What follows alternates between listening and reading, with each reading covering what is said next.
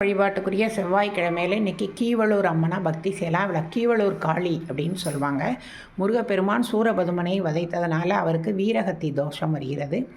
அதனால் அவர் அந்த பாவம் நீங்குவதற்கு நிறைய கோவில்களில் போய் வழிபாடு செய்கிறார். ஆனால் அவருக்கு மனசில் நிம்மதியே இல்லை. அப்போ சிவபெருமானிடம் சிவபெருமான் கீழ்வேளிர்னு ஒரு ஊர் இருக்குது, அங்கே நான் சுயம்புவாக இருக்கிறேன், அக்ஷயலிங்கம்ங்கிற பேரில், இங்கே நீ வழிபாடு செய், உன்னுடைய அம்மா உனக்கு உதவி செய்வாள்னு சொல்கிறார். ஏன்னா இந்த ஊரூர் திருவாரூர் நாகப்பட்டினத்துக்கிட்ட சிக்கல்ங்கிற ஊர்கிட்ட பக்கத்தில் இருக்குது. சிக்கலில் தான் முருகப்பெருமான் வேல் வாங்கி சூரபதுமனை வதம் செய்தார். இந்த கீழ்வேளிர்ங்கிற ஊர் தான் மருவி கீவளூர் அப்படின்னு அழைக்கப்படுகிறது. இங்கே அம்மா பேர் வனமுலை அம்மன், நல்ல அமைதியான சாந்தமான அம்மன்.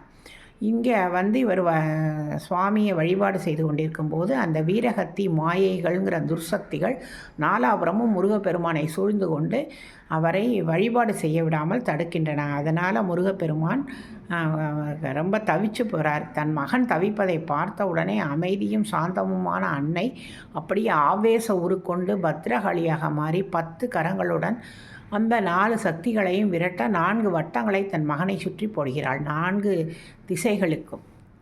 உடனே அந்த சக்திகள் ஆகாயம் வழியாக அவரை வதைக்க வருகின்றன. உடனே ஆகாயத்திலும் ஒரு பெரிய வட்டம் போடுகிறாள். இப்படி 5 வட்டம் போட்டதால் இவளை 5 வட்டத்தம்மன்னு சொல்கிறாங்க.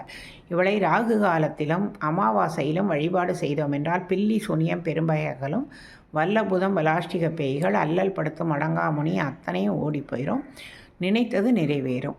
கீவளூர் 5 வட்டத்தம்மன், கீவளூர் காளி. பெரிய சுதை வடிவிலான சிற்பம், 10 கரங்கள். சுதைனா மண்ணாலான சிற்பம், கல்லால் ஆனதல்ல. 10 கரங்கள், கோரை பற்கள், விரித்த விழிகளுடன் அவள் தன் மகனை காப்பாற்றினாள். கீவளூர் 5 வட்டத்தம்மன்.